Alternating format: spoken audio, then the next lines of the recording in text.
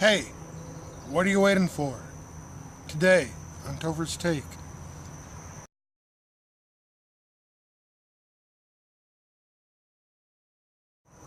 So as many of you know, I attended Audio Feed this past weekend, and I want to talk about that just a little, mainly what I felt God was doing through my life, in that. I remember, I think it was second night, well, in the first official day, I was in line to get dinner, and I was waiting at this place that had,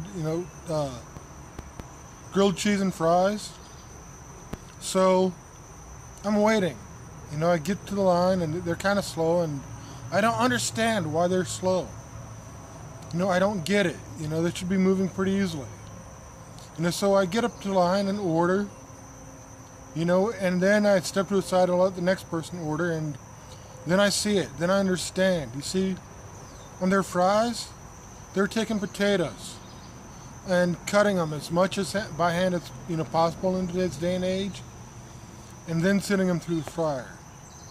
And understanding that wait, understanding why I was waiting for that, A, made the wait not so bad, but B, because I could see what they were doing.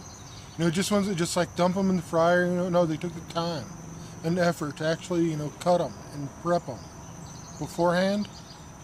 Made the wait worthwhile. And I was thinking about that some, and I don't know, it's kind of what God was, getting to me with. Like, I heard this, speaker talk about Joseph being in prison, for those years, and, Joseph knew from a boy he had, God had a plan for him. But he got sold into slavery by his brothers. He ended up, being in prison for, years. And Joseph probably was looking at God and being like, God, I thought you had this. I thought you had a plan. And we see this kind of over and over. Like with Jacob. He worked and waited for his wife for 14 years. Knew instantaneously that was a woman he was going to marry, but worked and waited for 14 years. Now, in both scenarios, God was doing something in them and missed their junk, missed their waiting. God was working in them. And, you could say the same about Abraham. 25 years he waited for his kid to be born.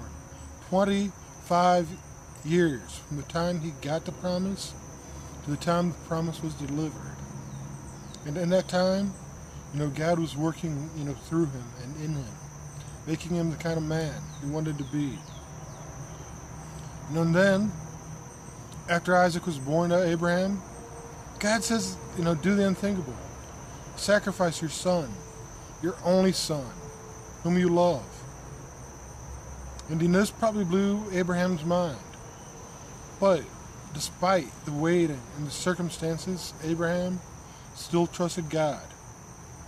And we all know how that story ends. God spares Isaac, and he provides for the sacrifice. But I think it's in those times when we are waiting and we're like, God, are you sure you